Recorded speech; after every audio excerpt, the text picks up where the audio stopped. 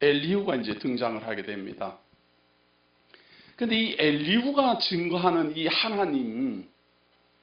하나님이 지금까지 엘리바스라든지 소발이라든지 빌닷이 말하던 그러한 내용을 종합했고요. 종합적으로 말을 하고 있고 또 굉장히 교묘해서 정말 성경이 계시하고 있는 하나님하고 혼돈될 만큼 말을 잘합니다. 그런데 이 욥기서에서 엘리바스라든가 소발이라든가 빌닷이라든가 엘리후 요 네 명의 주장은 오론이라 그러거든요. 하나님의 신관을 하나님이 어떠한 분인지를 증거하는 데 있어서 이 네 명의 증거는 잘못된 증거다. 그래서 오론이라 그래요. 잘못 말하고 있다. 그런데 그 내용을 우리가 이렇게 들으면 오론이 아니고 바르게 말하는 것 같아요. 그래서 어렵습니다. 그래서 이게 굉장히 어렵고 제가 이번에 욥기서를 아주 신중하게 지금 진행해 가고 있습니다. 두 번 다시 하겠는가 하는 마음으로 지금 하고 있습니다. 그리고 영상으로도 또 남을 거니까 혹시 좀 자기 이해가 안 가더라도 다음에 또 들으셔야 됩니다. 그리고 이 욥기서 오론 중에서 가장 강력한 오론, 그러나 그냥 성도들이 읽어서는 거의 뭐 100%가 아니라 목사님들도 이거 구분하기 어려울 겁니다. 이게 지금 맞는 말을 하고 있구나, 다 이래 생각하지 이게 오론이다 이런 생각이 들 수가 없어요. 그만큼 우리 대한민국에 있는 모든 교회에서 가르치는 이 하나님에 대한 증거는 성경적 증거가 아닌 경우가 많아요. 그러다 보니 배운 게 그렇게 배워서 잘못된 하나님에 대해서 배우고 있기 때문에 그 배운 것이 진짜인 줄 알아서 성경이 아니라고 하는데도 불구하고 잘 받아들여지지 않을 겁니다. 제 강의를 듣는 성도님들도 혹시 비웃을 수도 있을 겁니다. 그러나 우리가 하나님의 진리의 말씀을 알고자 하는 그런 진솔한 마음으로 제 말이 설령 우리 성도님들 마음에 안 들어도 제가 논증하는 것이 잘못하는 것처럼 느껴지더라도 끝까지 좀 들어주시고 제가 성경으로 증거를 제시할 거기 때문에 끝까지 좀 잘 들어주시고 곰곰이 생각해서 판단해 주십사 하는 부탁입니다. 이 엘리후의 논증은 내용도 어렵고 구분하기도 어렵지만 내용도 길고 많아요. 그래서 제가 이걸 소홀히 할 수가 없어서 한꺼번에 이 엘리후의 사상을 다 말하지 않고 전반, 후반 나누어서 증거를 하고자 합니다. 그래서 오늘은 전반부를 하고요. 다음 주에 후반부를 할 겁니다. 이제 욥기서에 대한 오론은 다음 주에 이제 끝이 나는 겁니다. 이제 더 이상 잘못된 증거는 제시되지 않습니다. 그래서 이제 지금까지 해왔던 이 욥기서에서 말하고 있는 친구들의 잘못된 하나님에 대한 증거를 모른다 하더라도 이번 주하고 다음 주 욥기서 강론을 잘 들으시면 누구라도 적어도 성도님들 마음에는 안 들어도 성경적 하나님이 이러한 분이구나 하는 것은 알게 될 것입니다. 그만큼 중요합니다. 자, 요절 말씀으로 31장 35절입니다. 자, 이제 선지자 욥이 마지막으로 이제 한 말입니다. 이제 더 이상 욥은 자기에 대해서 논증하지 않습니다. 욥은 자기의 주장은 간단해요. 나는 하나님 앞에 죄를 범한 적이 없다. 그런데 내게 이런 고난이 닥치니 나는 이해할 수가 없다.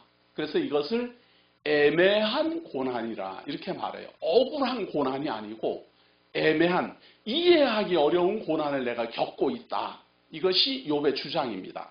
그래서 35절, 31장 35절에 이제 마지막으로 욥이 자기의 주장을 마지막으로 이렇게 맺습니다. 누구든지 나의 변명을 들어다오. 나의 서명이 여기 있으니 전능자가 내게 대답하시기를 바라노라. 나 하나님께 좀 묻고 싶다 이거예요.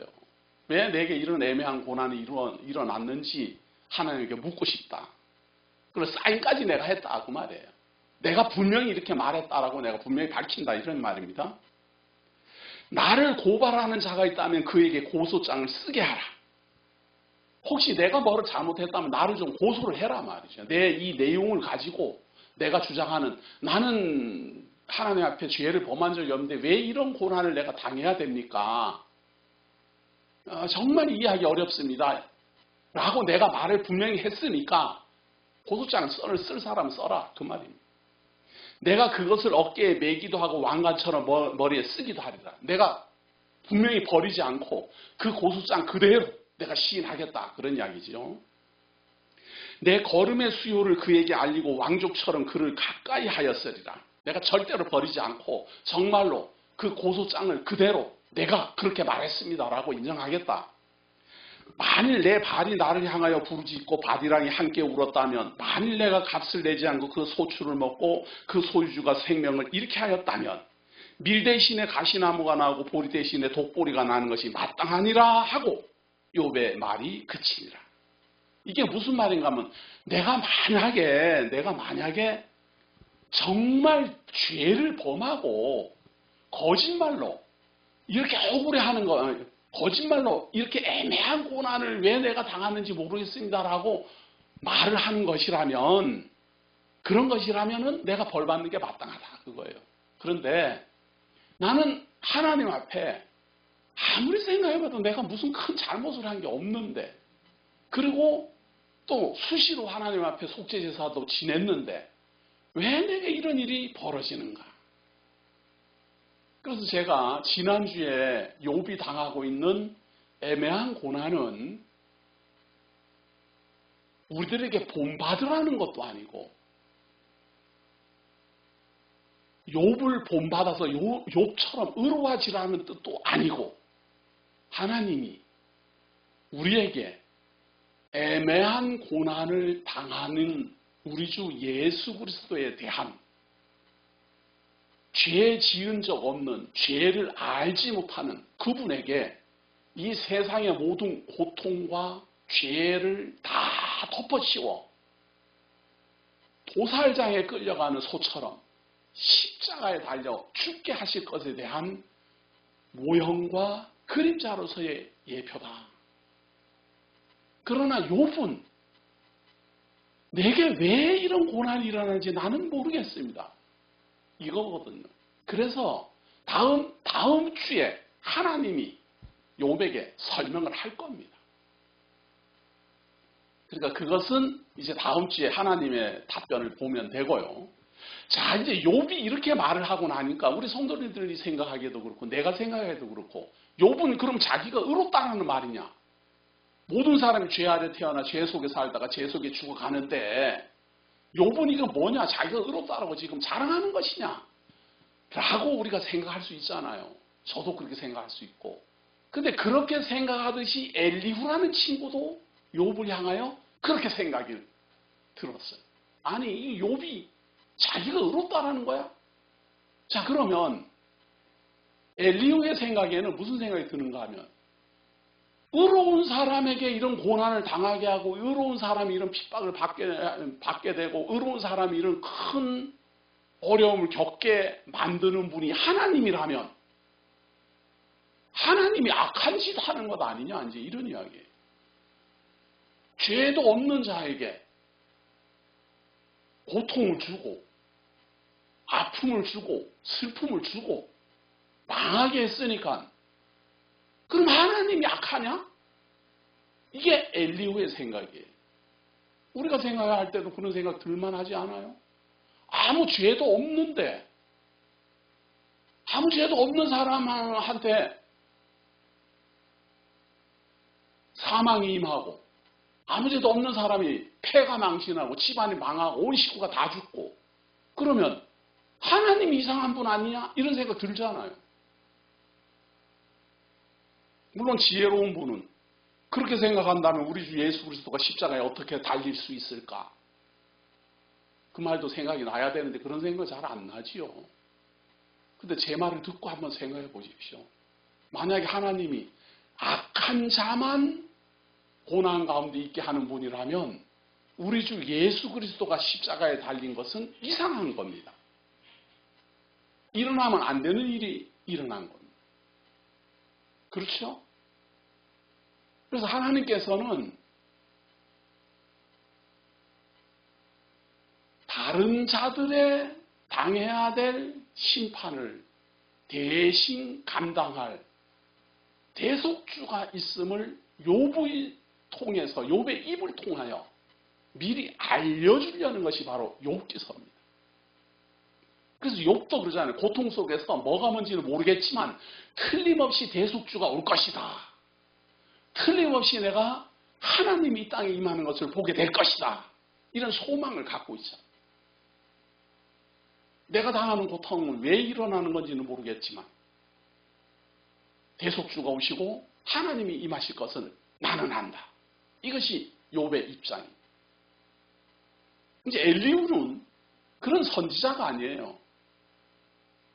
하나님의 특별 계시, 하나님이 선지자와 사도들로 말미암아 우리에게 하나님을 증거하신 그 하나님에 대한 내용을 배우지 않으면 대부분 사람들이 생각할 수 있는 그런 하나님, 그런 하나님을 엘리후가 말할 겁니다.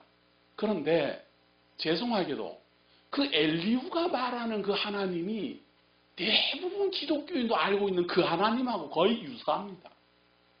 무슨 하나님? 권선징악의 하나님. 선한 일은 권하시고 악한 일은 징계하시는 하나님이다. 이 대부분 기독교인들이 그렇게 알고 있습니다. 이게 왜 그런가 하는 말이에요. 우리나라는 오랫동안 유교가 조선 시대부터 유교 사상이 우리나라에는 뿌리 깊이 박혀 있어요. 유교 사상의 대표격이 뭔가 하면 바로 권선징악입니다. 선한 일은 자꾸 권해서 상 주고 해갖고 널리 알리고 홍보하고, 악한 일은 강력하게 심판하고 강력하게 벌 주어서 모든 사람들로 하여금 선하게 살도록 이끌어야 된다. 이게 공자 사상의 핵심입니다. 유교의 공자 사상. 그런데 이 엘리후는 말이에요. 공자는 예수 그리스도가 오시기도 전에 550년 전 사람이에요. 엘리후는 예수 그리스도가 오시기 이전에 2000년 전 사람이에요. 그런데 이 엘리후가 하는 말이 공자가 하는 말하고 같아요. 다만 공자는 하나님을 말을 안 한 거고 엘리후는 똑같은 말을 하면서도 하나님이라고 말을 해요. 그래서 우리가 듣기에는 하나님이 꼭 그런 하나님 같아요. 권선징악의 하나님. 그러니 그래서 우리나라 사람들이 말이에요. 이게 아무렇지도 않고 하나님이 마치 그런 하나님처럼 이해를 하게 된다. 그래서 제가 말씀을 가르칠 때에 다른 교사들하고 그 다른 것이, 그리고 제가 많이 강조하는 것이, 모든 사람은 죄 아래 태어나 죄 아래 살다가 죄 속에 죽습니다. 그래서 선을 권할 대상이 못 됩니다. 이 말을 내가 하는 거예요. 악을 징계한다면 모두 다 죽을 수밖에 없습니다. 이제와 밝히지만 저는 권선징악, 유교 사상의 그 근간을 이루고 있는 그 사상을 배격하는 사람이에요. 성경, 하나님의 특별 계시로 증거된 하나님은 그런 하나님 아니에요. 그렇다고 제 말을 또 넘겨 짚어갖고 그러면 하나님은 악을 권장하냐 이렇게 삐딱하게 나가지 마십시오.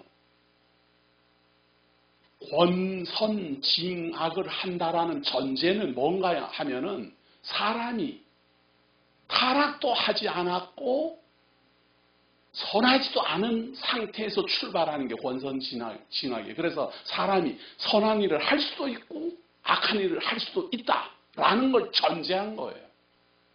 근데 성경은 사람은 아담 이후 태어나면서부터 죄 아래 태어나고 저주 아래 태어나고 사망의 권세 아래 있고 흙에서 왔으니 흙으로 돌아간다 이렇게 출발하잖아요.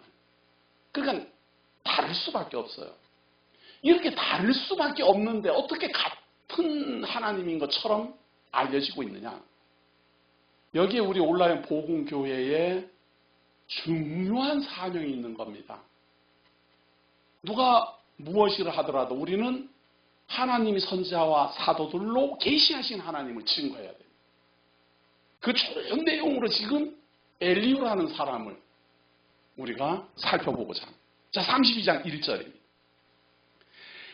욥이 자신을 의인으로 여김으로 그 세 사람이 말을 그치니 람 종족 부수 사람 바라겔의 아들 엘리후가 화를 내니 그가 욥에게 화를 내면 욥이 하나님보다 자기가 의롭다 하니요. 욥은 하나님보다 의롭다라고 말한 적이 없어요. 그런데 엘리후가 볼 때는 아니 이거 뭐야? 자기가 그러면 죄 지은 것도 없는데 이런 징계를 받는 거라고 말을 하면 하나님보다 자기가 더 의롭다라는 말 아니야.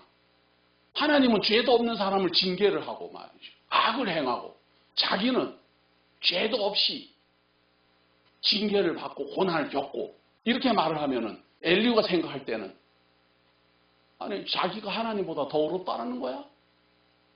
화가 확 나버렸어요. 또 세 친구에게 화를 내면 그들이 능히 대답하지 못하면서도 욥을 정죄하며 욥하고 엘리바스나 빌닷이나 소바를 가만히 엘리후가 볼 때는 말도 잘 못하면서 말이죠. 욥한테 쩔쩔매면서 잘못 말했다 이제 이런 이야기. 그래서 내가 이제 참고 있다가 내가 나이도 어리고 그러기 때문에 참고 있었는데 도저히 내가 못 참겠다. 그래서 내가 말을 해야 되겠다라고 서론이 32장이에요 이게. 내가 도저히 참을 수가 없어서 내가 진실된 마음으로 아무하지 않고 정말 사람 낯 가리지 않고 할 말 내가 딱딱 하겠다 말이죠. 네? 나는 정말 우리 왜 그런 말 많이 하잖아요. 바른 말 나는 해야 되겠다. 아부도 안 하고 나는 바른 말 꼭 해야 되겠다. 쉽게 말해서 그 말이 지금 엘리후가 나는 바른 말 해야 되겠다. 나이가 많든지 뭐 적든지 뭐 그런 상관없고 도저히 내가 못 참겠다. 아니 사람이 말이지 자기가 하나님 앞에 내가 죄인으로소이다 이래야 마땅하지. 내가 이런 죄에 이런 하나님 앞에 심판받아 마땅합니다. 그렇게 해야 마땅하지. 하나님이여 내가 왜 이런 고난을 당해야 되는지 내가 알지를 못하겠습니다. 그럼 교만해 보이잖아요. 우리가 볼 때도 그렇게 보이잖아요. 엘리후가 볼 때도 그렇게 보인 거예요. 그래서 내가 욥의 입을 틀어막아야 되겠다. 이제 이런 이야기.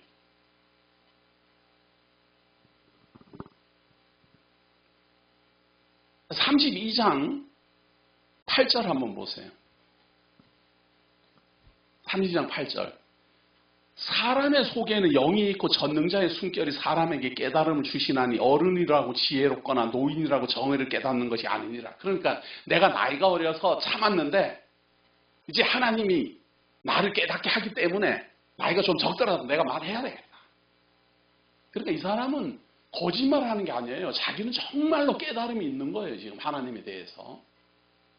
진실한 사람이에요. 이 사람은. 자기 말로.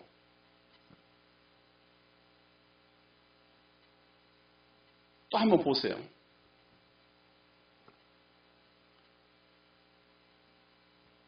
17절 한번 보세요. 17절. 나는 내 본분대로 대답하고 나도 내 의견을 보이리라. 내 속에는 말이 가득하니 내 영이 나를 압박함이니라. 보라, 내 배는 봉한 포도주 통 같고 터지게 된 새 가죽 부대 같구나. 내가 말을 하여야 시원할 것이라. 내 입을 열어 대답하리라. 내가 도저히 못 찾겠다. 입이 간질거려서. 쉽게 말하면 그런데 이렇게 길게 말하는 거예요. 내가 입이 간질간질하고 막 욥을 쳐다보니까 막 비판할 말이 너무너무 많다.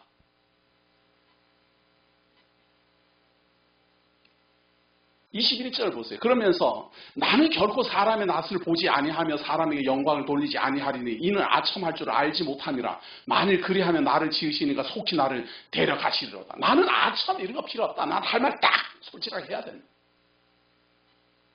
여기서 우리 깊이 해서 생각해야 됩니다. 거짓말이 아니고 솔직하고 진실되게 말하더라도 잘못 알고 있으면 잘못된 말을 하게 되어 있어요. 이 엘리후는 진짜 거짓말을 하는 게 아니에요. 자기는 하나님을 그렇게 알고 있는 거예요. 그리고 이 엘리후처럼 알고 있는 기독교인이 허다하게 많아요. 또 우리는 내가 알고 있는 하나님을 증거하려는 것도 아니고 선지자와 사도들이 증거한 하나님을 말하려는 거예요. 그래서 엘리후의 말을 그냥 비판하는 게 아니고 제가 엘리후의 말하고 특별히 계시된 하나님이 어떻게 다른가를 비교해서 성도님들에게 알려드릴 예정이에요. 그러니까 잘 살펴서 혹시 엘리후처럼 생각했더라도 이제부터는 생각을 좀 바꿔주십사 하는 겁니다. 우리는 그러잖아요. 진실되다 그러면은 진리인 줄 알지만 진실돼도 거짓말을 배웠으면 진실되게 거짓말을 하는 거예요. 본인이 아니게. 이 엘리후도 그런 사람이에요. 33절 보세요. 33절 1절. 그런즉 욥이여 내 말을 들으면 내 모든 말에 귀를 기울이기를 원하노라. 내가 입을 여니 내 혀가 입에서 말하는구나. 내 마음의 정직함이 곧 내 말이며 나는 정말 정직한 말만 한다는 말이에요. 나는 아부나 사람 낯가려 가면서 좋은 말 이런 거 나 못한다. 나는 정직하고 곧 내 입술이 아는 바가 진실을 말하는 거야. 나 하늘으로 부끄러움이 하나도 없다 나는. 거기다 한 발 더 나갔어요. 4절 한번 보세요. 하나님의 영이 나를 지으셨고 전능자의 기운이 나를 살리시느니라. 하나님이 자기하고 동기동창이에요. 지금 이제 이쯤 되면은 자기가 하는 말이 하나님 말이에요. 제가 신비주의자들한테 이런저런 말씀을 전하다가 가장 많이 듣는 말이 뭔 말인가 하면 저렇게 하면 성령 회방하는 죄인데, 아니 성령 회방죄가 뭔지는 알고 무슨 세례 요한이 증거하기를 말이에요. 너는 세례를 주어라. 그러다가 성령이 어떤 사람 머리 위에 있거든. 그가 바로 내가 보내기로 약속한 메시아인 줄 알고 그를 증거해 주어라. 그 말을 듣고 세례 요한이 세례를 줍니다. 그런데 예수님이 거기를 와요. 그래서 성령이 그 머리 위에 있는 걸 알고 세례를 주잖아요. 그때 예수님이 세례 요한이 어찌하여 어떻게 내가 세례를 주겠습니까? 그러니까 예수 그리스도가 세례를 주어서 모든 의를 이루자. 그렇게 말. 예수 그리스도가 성령 회방죄를 범하면 사함도 못 받는다라고 말을 했을 때는 무슨 말인가 하면 성령이 나를 메시아로 지금 증거하고 있는데 그걸 거부하면 너희들은 어떻게 죄사함을 받으려고 하느냐 그거예요. 성령님이 나를 예수를 그리스도로 믿게 해서 죄사함 받게 하는데 그 성령님의 일을 너희들이 회방을 하면 도대체 어디 가서 죄사함을 받으려고 그러느냐 이 말이에요. 그것이 성령 회방죄는 사함도 없다 그 말이에요. 성령이 예수를 그리스도로 증거하는 일을 하는데 그걸 회방하고 나면 예수 안 믿고 어떻게 죄사함을 받겠어요. 죄사함 받을 길이 없어요. 그 말을 하고 있는데 뭔 어디 가갖고는 뒤로 벌렁 넘어져갖고 뻘뻘하고 그러는 거나 하지 말라 그런다고 성령 회방죄라. 엘리후도 지금 그렇게 말하는 거예요. 내가 지금 하는 말은 하나님의 영이 나를 지으셨고 전능자의 기운이 나를 살리시느라. 현대어로 말하면 이게 무슨 말인가 하면 나는 하나님께 응답받아서 말한다 이런 이야기. 누가 그런 말 하거든 얼굴을 옆으로 돌리고 삐딱하게 좀 비웃어 주십시오. 에이, 째려 보십시오. 응답 좋아하고 앉아요. 엘리야도 지금 그래 말해요. 내가 지금 하나님의 영이 나를 지으셨고 하나님의 기운이 나를 살린다. 그러니까 자기 말고 하나님의 말에 가깝다 그런 이야기죠. 그대가 할 수 있거든. 일어서서 내게 대답하고 내 앞에 진술을. 어디 내가 이제 말을 할 테니까 너 한번 말해봐라. 아주 뭐 엄포로 있는 대로 놓고 있어요. 그리고 진짜 말 잘합니다. 말을 잘해서요. 허시간한 사람은 이 사람 말 들으면요. 할 말이 없게 돼 있어요. 이 엘리후한테 반론할 수 있는 사람은 누구밖에 없다? 저 지금 자랑질하는 겁니다.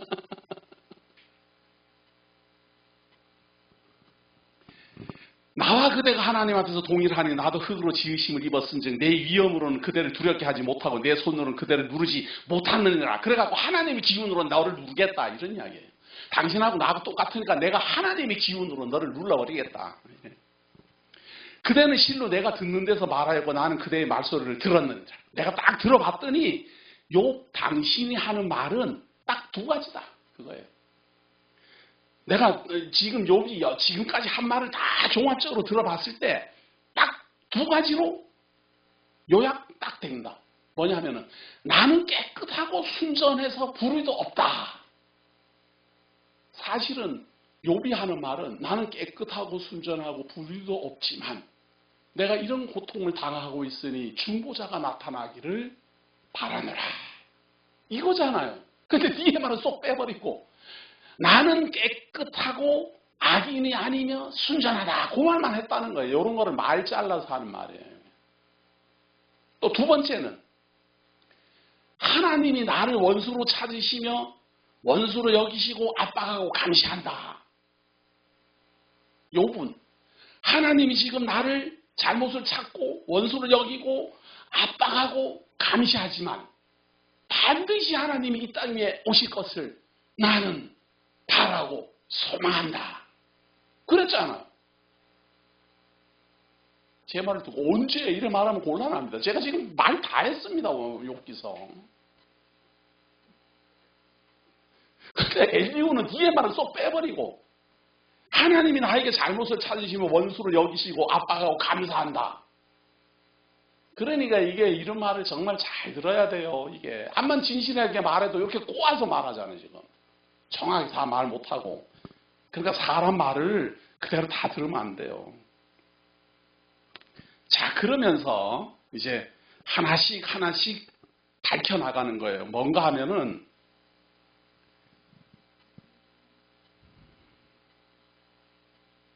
한번 봅니다. 8절입니다. 그대는 실로 내가 듣는 데서 말하고 나는 그대의 말소를 들었느냐. 이르기를 나는 깨끗하여 악인이 아니며 순전하고 불의도 없거늘 참으로 하나님이 나에게서 잘못을 찾으시며 나를 자기의 원수로 여기사 내 발을 착고에 채우시고 나의 모든 길을 감시하신다 하였느니라.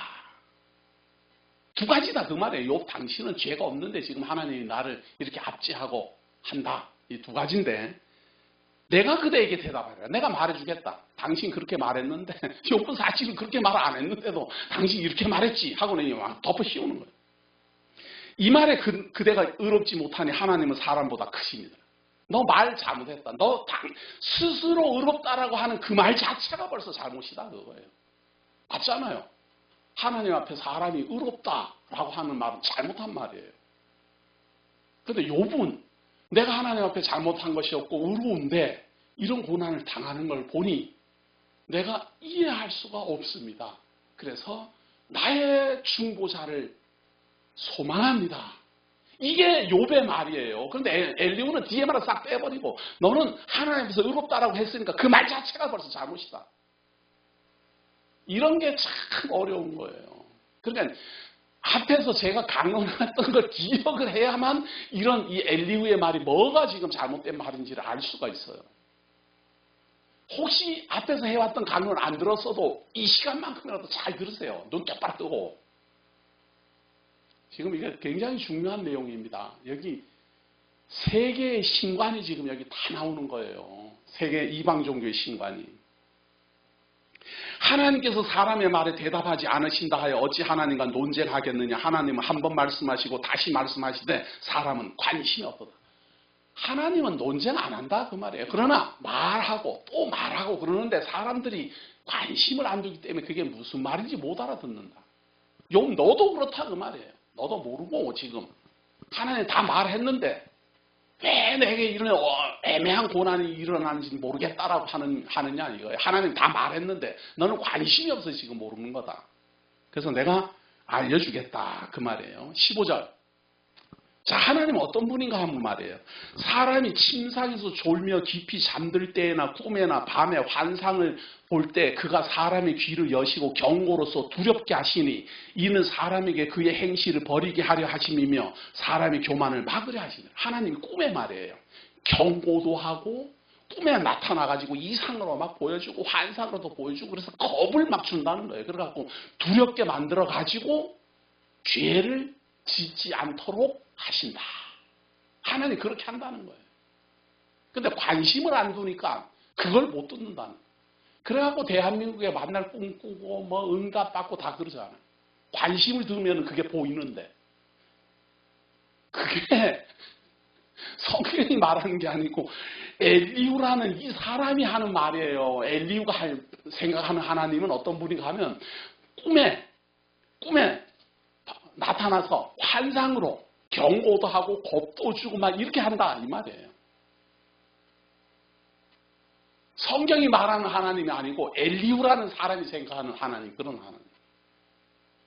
이런 신은 이방 종교에 다 있어요. 이방 종교의 신들은 다 이렇게 해요. 환상 중에 나타나서 말하고 뭐 꿈에 나타나서 말하고 그래서 이방 종교인들은 해몽을 하고 점을 치고 그러는 거예요. 신에게 말을 들었다는 거예요. 신에게 직접 계시를 들었다는 거예요. 그러니까 엘리후의 말이 맞다라고 생각이 드는 분들은 알고 계신 그 하나님이 성경이 계시하는 하나님이 아니고 이방신을 하나님이라는 이름을 붙여서 생각하고 있다라고 생각하셔야 돼요. 그러니까 지금부터라도 정신 바짝 차리고 그동안 알고 있는 하나님을 다 버리고 깨끗하게 성경이 선자와 사도들로 말미암아 증거하는 하나님을 배워야 돼요. 그것이 성도님들이 진리 안에 바로 서는 길입니다. 이는 사람에게 그의 행실을 버리게 하려 하심이며 사람의 교만을 막으려 하심이라. 그는 사람의 혼을 구덩이에 빠지지 않게 하시며 그 생명을 칼에 맞아 멸망하지 않게 하시느니라. 하나님은 사람의 영혼을 구덩이에 빠지지 않게 하고 그 생명을 칼에 맞아 멸망하지 않게 한다. 그 말이에요. 하나님은. 그 엘리후가 하는 하나님 어떤 하나님인가 하면 생, 복 이건 줘요. 근데 사망, 화 이건 없어요. 누구? 엘리후가 그렇게 생각한다 그 말이에요. 엘리후라는 사람은 하나님은 딱 사람에게 꿈에 나타나가지고 막 귓속말로 응답을 해가지고 막 말해주고 경고를 하고 두려워해가지고 죄를 짓지 않도록 딱 하고 또 하나님은 사망으로 사람의 영혼을 밀어넣지 않는다 그 말이에요. 하나님은 그런 일을 안 한다 그 말이에요. 무슨 하나님이 사람을 죽이겠냐. 그러니까 이 엘리후는 참새 2마리가 하나님의 뜻이 아니면 떨어지지 않느니라 하는 말도 이해 못하는 사람. 이 세상을 창조하시고 사람의 생명을 출생하게 했지만 반드시 심판하실 것이라고 선언하신 하나님을 지금 엘리후는 알지 못하는 거예요. 하나님은 사람의 혼을 구덩이에 빠지지 않게 한대요. 그런데 요한계시록 마지막에는 심판하시고 불못에다 다 던진다는데 거짓 선자로부터 시작해갖고 미혹당한 사람들 다. 그러니까 이게 성경적 하나님이 아닌 거예요. 자기 좋은 대로 그냥 생각하는 하나님이지. 근데 자기 좋은 대로가 아니고 이방신은 다 이렇게 말해요. 다 이방신은 이렇게 다 배우고 있어요. 반쪽짜리. 생명을 주시고 복도 주시는데 사망은 다른 데서 주는 거예요. 사단이 주는 거예요. 물론 사단이 줘요. 그런데 그 권한을 하나님의 뜻이 아니면 사단은 자기의 뜻대로 할 수 있는 권한이 아무것도 없어요. 하나님이 맡겨야 되는 거지. 사망 권세라는 것은 하나님이 그에게 그 권세를 주심으로 행할 수 있는 것이지 하나님의 뜻이 없이 사단 혼자 마음대로 할 수가 없어요. 당장 이 욥기가 그렇잖아요. 욥기가 하나님이 욥을 너에게 맡긴다. 생명에는 손대지 마라. 그럼 꼼짝 못하잖아요. 이런 하나님을 바르게 알아야지. 자, 19절 한번 봅니다. 자, 그런데 영혼을 구덩이에 빠지지 않고 생명을 칼에 맞아 멸망하지 않게 하는데 혹시 이런 경우가 있어요. 사람이 병상의 고통과 뼈가 늘 수심의 징계를 받나니 병이 들어요. 병이 들고 뼈가 막 쑤시고 막 신경통 막 그냥 막 좌골 신경통 막 이 질병이 와요. 이 질병은 뭔가 하면 징계예요. 하나님의 징계. 징계를 받으면 그렇다고 말해요. 그러니까 지금 욥이 오물 올랐잖아요. 지금 욥이 온몸에 다 나 있잖아요. 그러니까 이게 하나님의 징계라 이거 말이에요. 그의 생명은 음식을 싫어하고 그의 마음은 별미를 싫어하며 그의 살은 파리하여 보이지 아니하고 보이지 않던 뼈가 드러나서 그의 마음은 구덩이에 그의 생명은 멸하는 자에게 가까워지느니라. 징계를 받아가지고 이렇게 멸망의 길로 점점 간다 그 말이에요. 하나님은 영혼을 구덩이에다가 보내거나 생명을 사망 가운데 던지지 않는데 혹시 죄를 지으면 징계를 받아갖고 질병이 생기고 병이 들고 음식도 받아들이지 않고 뼈골이 쑤시고 그래서 점점 사망으로 진행해 간다 그 말이에요. 이런 걸 권선징악이라. 죄를 범했으니까 뭐를 받지 그 말이에요. 이거는 유교 사상입니다. 공자님 말씀이에요. 근데 엘리후는 공자가 이 세상에 출현하기도 전 1500년 전에 이런 말을 했다니까요. 내가 볼 때는 공자님이 아마 구약 성경 본 것 같아. 그것도 욥기서. 요거 그대로 말하잖아요. 그대로.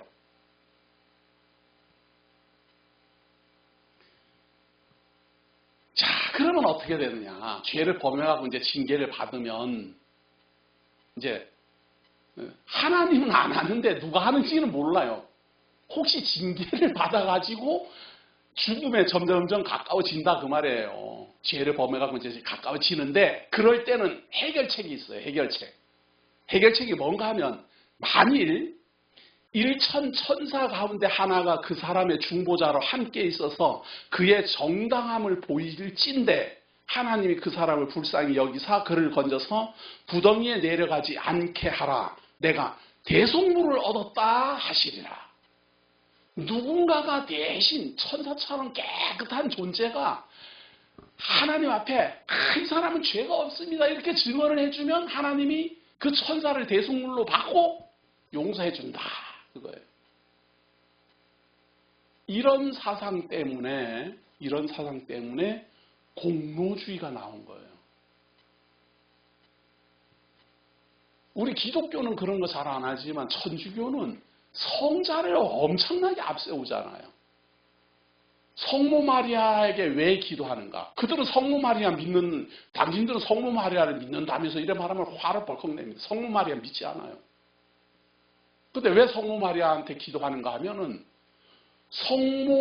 성모잖아요. 성모라는 이 말 자체도 웃기는 말이지만 마리아가 예수 그리스도를 낳았잖아요. 하나님을 낳았잖아요. 그러니까 성모 마리아가 예수 그리스도한테 저 사람 용서해줘라. 그러면은 예수님이 그런다는 거예요. 그렇기 때문에 예수님한테 직접 나를 용서해 주십시오. 그러면은 무서운데 하나님이니까 무서운데 성모 마리아는 인정하고 그렇기 때문에 성모 마리아에게 부탁을 하면은 이 성모 마리아는 우리 인간이기 때문에 인간하고 똑같은 심정을 가지고 있기 때문에 우리를 불쌍히 여겨갖고 예수님한테 부탁하면 예수님이 어머니 말이라면 제가 듣겠습니다. 이렇게 해갖고 용서해 준다 그거예요. 그래서 성모 마리아에게 구하는 거예요. 그래갖고 성당마다 들어가는 입구에 성모마리아가 딱 이러고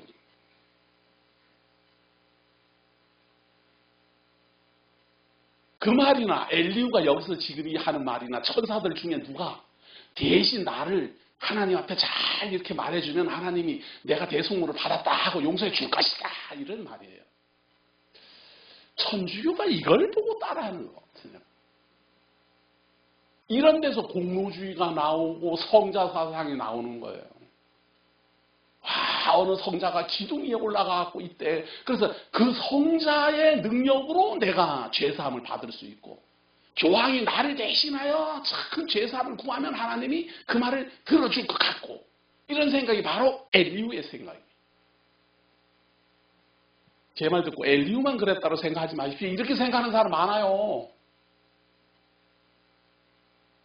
그리고 이런 거를 잘 써먹어야지 목사는 대우를 받습니다. 내가 대신 중보기도라는 말이 그런 말이거든요. 중보기도라는 말을 온라인 교회 성도들은 사용하시면 안 됩니다. 중보라는 말은 하나님과 사람 사이에 중재한다 이 말이에요. 사람은 중보자의 역할을 감당할 수 있는 사람이 단 한 명도 없습니다. 중보기도는 오직 성령 하나님이 하는 거예요.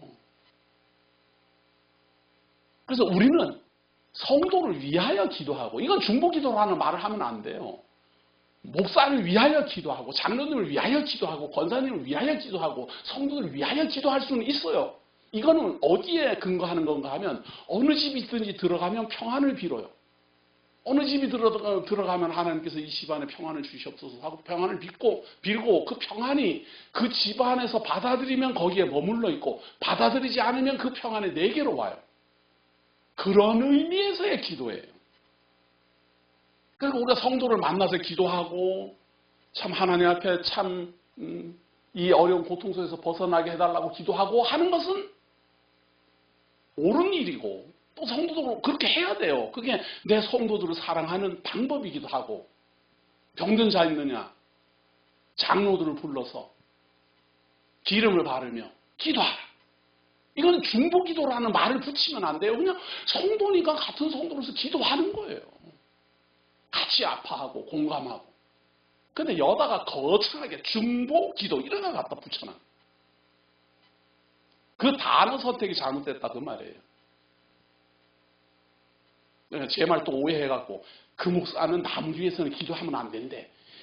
이렇게 이야기하지만 저 그런 말 한 게 아니에요. 중보. 하나님과 사람 사이에 중보 역할을 할 수 있는 존재는 없다 그 말이에요.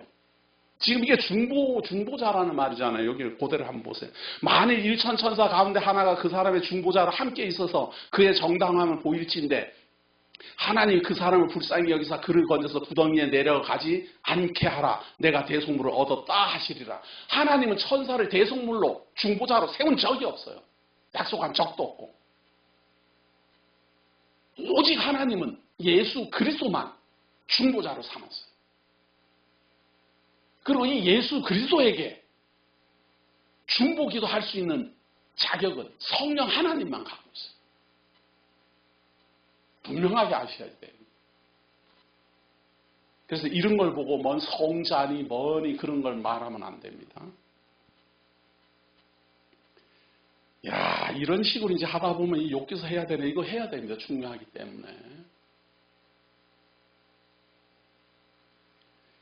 25절. 그런즉 그렇게 하면 그의 살이 청년보다 부드러워지며 젊음을 회복하리라.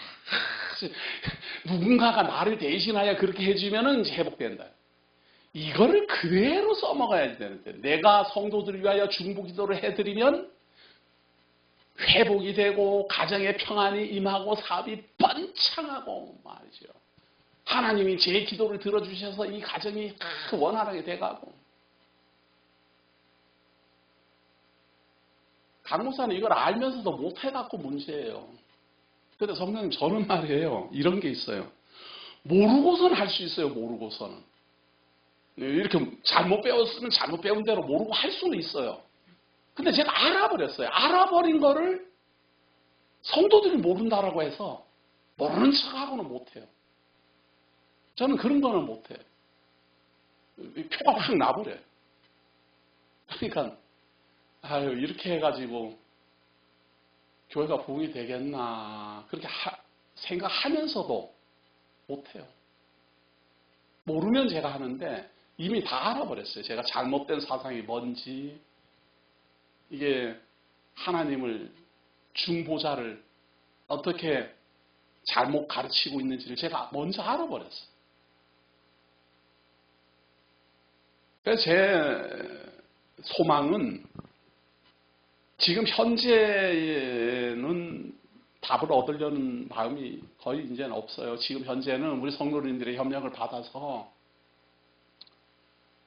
어떻게 해서든지 하나님의 말씀만 바르게 증거하고 떠날 수만 있으면 더 이상 바랄 게 없어요.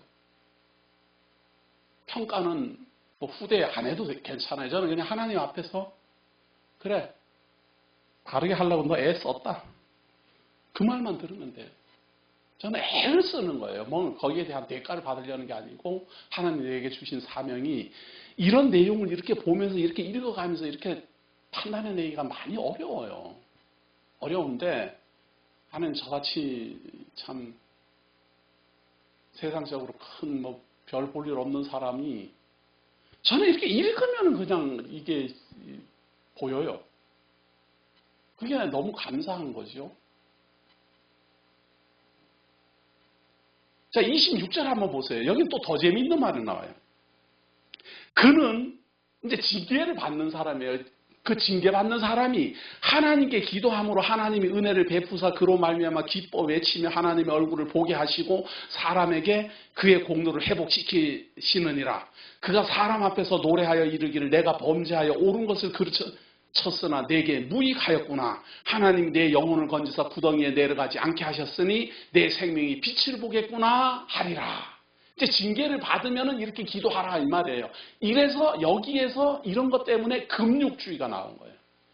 열심히 기도하고 하나님 앞에 내가 이런 죄를 지었습니다. 저런 죄를 지었습니다. 계속해서 기도를 막 하고 그렇게 하니까 하나님이 그리고 간증도 해요. 하나님 내 영혼을 건져가지고 구덩이에 내려가지 않게 생명의 빛을 보여주었습니다. 교회마다 다 이렇게 가르치잖아요. 그러나 성도님 분명하게 아셔야 됩니다. 죄를 사함받는 방법은 사람이 무엇을 어떻게 해서 죄 사함 받을 수 있는 방법이 단 한 가지도 없어요. 맨날 누구를 위해서 누가 나를 대신해서 중보 역할을 해도 어떤 친구가 나를 위해서 정말 대신 십자가에 달려 죽어도 그 사람은 자기의 죄값으로 죽는 거예요. 누구 한 명 구해낼 수 없다 그 말이에요. 또 어떤 사람이 기도를 태어나면서부터 40년 동안 병만 보고 하나님 앞에 간절히 기도해도 단 한 장, 한 조각의 죄도 사해주는 능력이 없어요.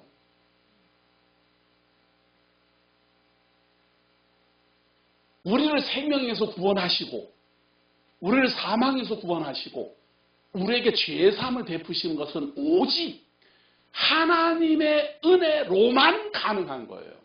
하나님이 죄사함 베풀어 주시기로 정하시고 예수 그리스도를 중보자로 보내시고 그를 믿어지게 해서 죄사함 받게 하는 단 하나의 길. 나는 길이요 진리요 생명이니 그것만 구원의 길이에요. 그 외에 뭐 내가 누구를 위해 희생을 한다라든지 뭐 금욕을 막 해가지고 그냥 기둥에서 평생토록 기도를 한다라든지 여러 가지 수단 방법 그리고 많은 돈을 개척하고 재물을 바치고 많은 사람들에게 칭찬을 얻는다 하더라도 그걸로 인해서 내가 하나님 앞에서 죄인된 이 죄 아래 태어나 죄 속에 살다가 죄 속에 죽어가는 나를 회복시킬 수 있는 방법은 내게는 전혀 없다 그 말이에요. 더 쉽게 말해서 내가 구원 얻을 방법은 사람에게 전혀 없어요. 근데 내가 구원 얻을 방법이 사람에게 있다라고 가르치는 것을 바로 인본주의라고 하는 겁니다. 내가 열심히 기도하고 내가 회개하고 사람들 앞에 내 죄를 간증을 하고 널리 자꾸 알려갖고 내가 하나님 앞에 죄사함 받았습니다라고 백날 바라봐야 그런 걸 말짱 도루묵이라고 그러는 거예요. 우리를 구원에 이르게 하는 것은 오직 하나님의 뜻이요 하나님의 은혜요 하나님의 선물입니다.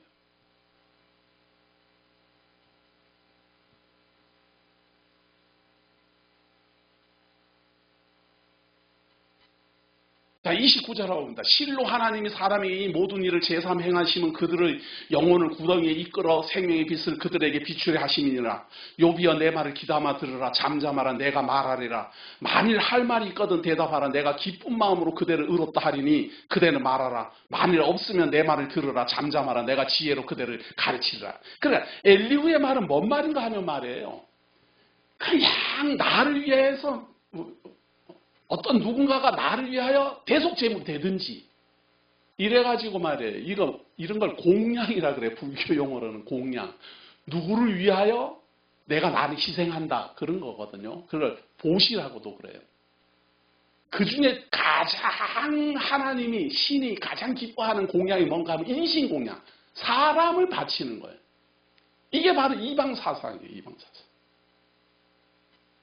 근데 하나님은 죄인을 위하여 죄인이 하나님께 드려진다고 하고 무슨 죄사함을 받겠어요, 그게.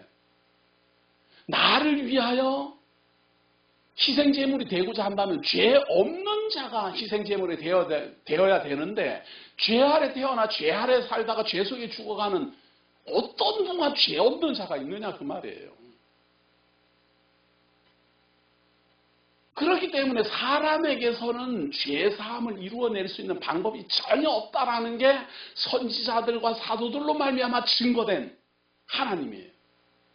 그럼 죄사함은 능력은 누구에게 있습니까? 오직 하나님에게 있다고 말해요. 하나님이 죄사함을 베푸시는 거예요. 어떻게? 죄사함을 이루어 주실 메시아를 언약하시고 그 메시아를 보내시고 그 메시아로 말미암아 내가 감당해야 될 죄값을 대신 감당하게 하도록 그분에게 다 뒤집어 씌워서 그분이 나를 대신하여 죽으심으로 내 죄를 사해 주시고 나를 구원에 이르게 하시고 나를 하나님의 성도로 만들어 가신다. 이것이 성경이 증거하는 하나님이에요. 그런데 그런 하나님을 증거해야 될 사람들한테 뭔 금식을 하라는 둥, 무슨 성자를 의지해서 기도를 하라는 둥, 성보를 해서 뭐 성보 마리아를 의지해서 기도를 하라는 둥, 그런 엘리후 같은 말을 하고 있어요.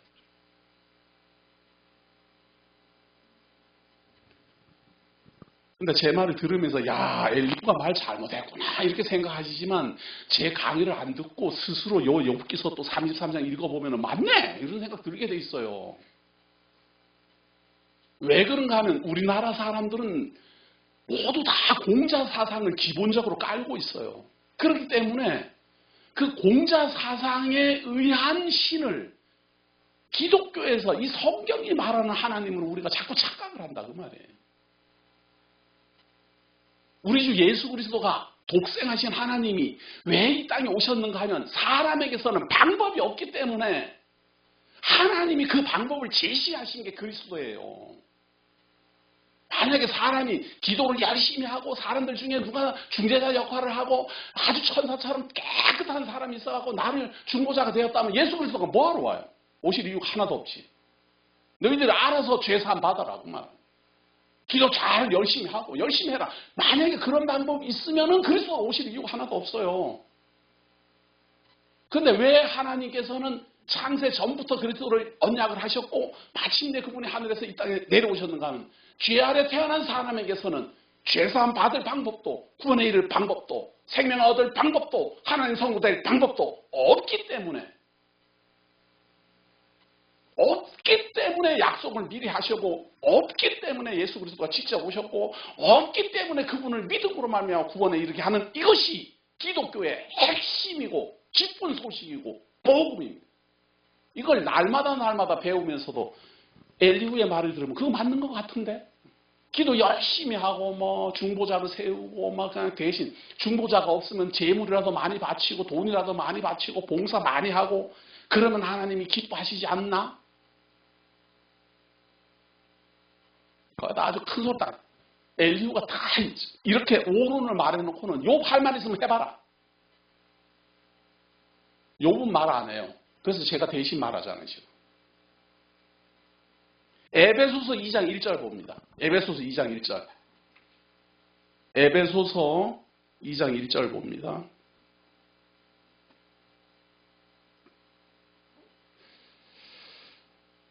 근데 이거 분위기 보니까 말이에요. 이거 엘리후의 말은 일강으로 안 되겠는데요. 에베소서 2장 1절입니다. 그는 허물과 죄로 죽었던 너희를 살리셨도다. 아니, 죽은 자가 어떻게 기도를 하고 중보자가 무슨 중보 역할을 하겠어요? 우리 주 예수 그리스도가 우리를 구원하실 때 우리의 상태는 어떤 상태였는가 하면 그는 허물과 죄로 죽었던 너희를 살리셨도다. 그거예요. 이미 죽어버렸어요. 이미 죽어버렸어요. 우리는 나사로처럼 죽은 거예요. 무덤에 장사된 거예요. 근데 예수 그리스도가 나사로야 일어나라 이렇게 했을 때 이 벌떡 일어나는 것처럼 우리가 일어난 거예요. 일어난 줄 몰라갖고 문제지. 그때 너희는 그 죽은 상태가 어떤가 하면은 말이에요. 이 죽었다라고 표현된 그 상태가 너희는 그 가운데서 행하여 이 세상 풍조를 따르고 공중의 권세 잡은 자를 따랐으니 곧 지금 불순종의 아들들 가운데서 역사하는 영이라. 이게 죽은 상태예요. 우리가 공중 권세 잡은 이 사단의 풍조, 이 세상 풍조를 따라다닌 거예요. 근데 모두 다 그렇게 사니까 이게 지금 사단의 종로를 하는 줄 모르고 있었어요. 모두 다 죽은 상태로 그렇게 살아가고 있으니까 이게 죽은 상태인 줄도 우리가 몰랐어요.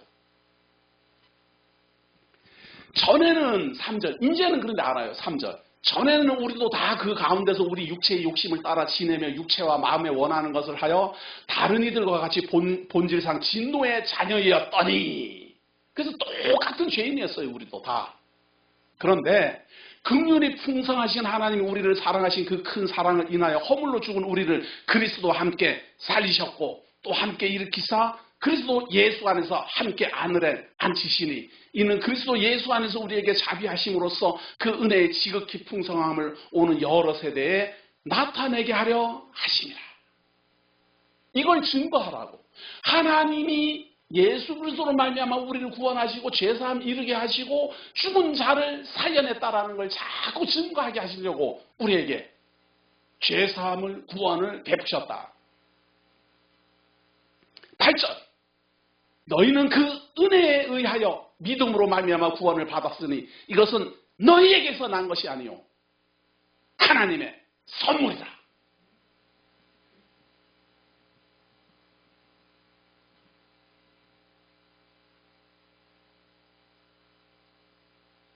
욥은 비록 엘리후에게 변증을 하지 않았지만 우리는 할 수 있어요.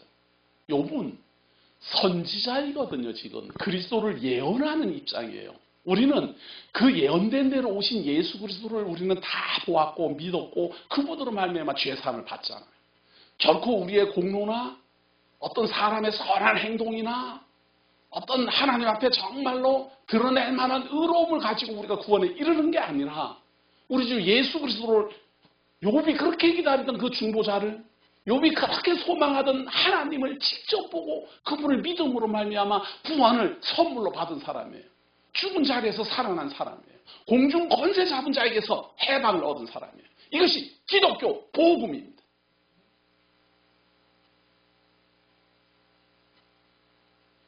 엘리후요. 엘리후 사상처럼 생각하시는 분들이요. 할 말이 있으면 말해 보십시오. 없으면 제가 증거한 하나님을 곰곰이 다시 한번 돌아보시기를 예수 이름으로 기원합니다.